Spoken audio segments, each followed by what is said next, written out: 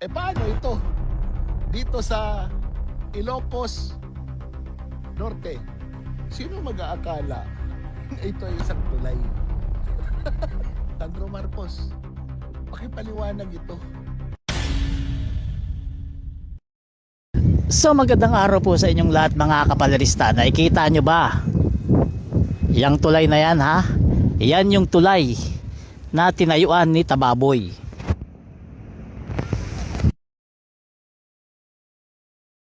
So yung tulay na yan, ito yung blinag niya na sinasabi niya kay Congressman Sandro Marcos, ano raw ang nangyari dito, ha? Kasi sinasabi niya parang hindi raw ito tapos. O yan ang sinasabi niya rito. Ngayon, bakit nga ba ganito ang itsura ng tulay na to? Ganito kasi yan. Kinausap namin, may mga tao kami kinausap dito. Ang sabi nila, phase by phase kasi ang paggawa ng tulay na to. So ibig sabihin, eto nakikita nyo, phase 1 po yan. Yung phase 1, yung pagtatayo ng mga pundasyon. Ha? Phase 1 yun ha. Yung phase 2, yung paglalagay ng mga beam, yung mga semento dyan sa gitna ng bawat tulay na yan. Yun yung phase 2. At yung phase 3, yung paglalagay na ng kalsada o semento sa ibabaw ng tulay na to. Yun ang phase 3. At yun ang hindi alam ni Tababoy. Ha? Hindi niya alam yun. Phase 1, phase 2, phase 3. Ha? Kasi ang alam niya, akala niya, etong tulay na to, tapos na at pinabayaan. Yun ang alam niya. Pero hindi niya alam, phase 1, phase 2, phase 3. At kasalukuyan, etong nakikita nyo yan, tapos na yung phase 1.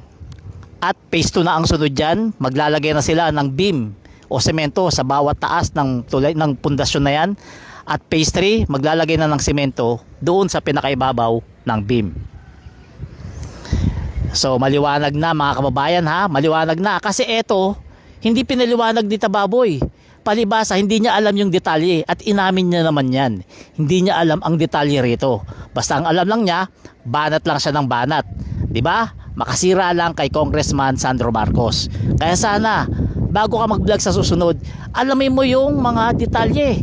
Dumaan ka sa district engineer ng lugar na to para alam mo yung sasabihin mo at hindi ka napapahiya na talagang halatang halata nang uhula ka lang, makasira ka lamang sa mag-ama na Marcos, di ba?